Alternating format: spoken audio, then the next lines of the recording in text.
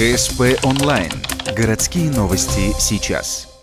Суббота. Городской дворец культуры. 15 часов. Стартуют рождественские святки.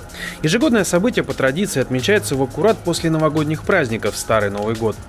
Главные участники, они же гости торжества, представители национально-культурных автономий города. Всего их в Ухте, кстати, 19. Святки – один из праздников, когда они все собираются вместе. Здесь собираются и грузины, дагестанцы, немцы, коми, армяне, украинцы. Все в одну большую дружную семью. Все приносят свои традиционные национальные блюда. Все готовят национальные творческие номера. Эти мероприятия мы друг друга поздравляем, показываем наше единение, нашу дружбу.